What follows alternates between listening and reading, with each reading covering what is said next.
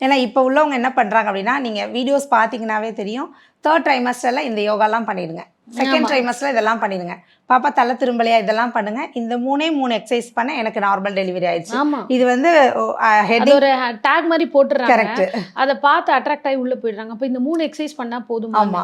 But அவங்க பாடி எப்படி இருக்கு? கரெக்ட். எக்ஸாக்ட்லி. கரெக்ட்டா சொல்றீங்க. ஆக்சுவலா இப்ப வந்து நான் உங்களுக்கு வந்து 32 வீக்ஸ் உங்களோட குரோத் ஸ்கேன் பார்த்ததுக்கப்புறம் சில பொசிஷன் பாப்பா எப்படி இருக்காங்கன்னு செக் பண்ணிட்டு நான் சில பர்ட்டிகுலர் ஸ்ட்ரெச்சஸ், ஆசனாஸ் உங்களுக்கு சஜெஸ்ட் பண்ணுவேன். அத நான் உங்களுக்கு வந்து உங்களோட 28 வீக்ல சொல்ல முடியாது. ஓகே.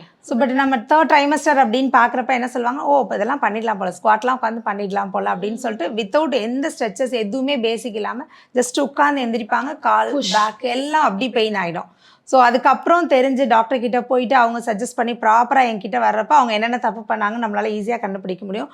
எதெல்லாம் பண்ணக்கூடாதோ அதெல்லாம் பண்ணிட்டு வந்திருப்பாங்க. கண்டிப்பா. ஸோ ஒருத்தர் ப்ரெக்னென்சி தெரிஞ்ச உடனே டக்கு நான் வந்து ப்ரெக்னென்ட் ஆகிட்டேன். இப்போ ரீசெண்டாக எனக்கு ஒரு என்கொயரி, அவங்களுக்கு 16 வீக்ஸ் தான் ஆகுது.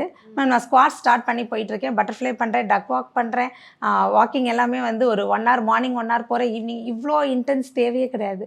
டோட்டல் எனர்ஜியுமே ஸ்விம்மிங் வேறு இதில் அப்ராட்ல ப்ரெக்னெண்ட்டாக இருந்துட்டு ஸ்விம் பண்ணலாமா? அப்ராட்ல வந்து சஜஸ்ட் பண்ணுவாங்க. பட் இந்தியாவில் வந்து ரொம்ப பயப்படுவாங்க. ஏன்னா இது இன்னுமே வந்து ப்ரெக்னென்சி அப்படிங்கிறது ரொம்ப பயந்து தான் நம்ம ஊரில் வந்து கொண்டு போகிறாங்க.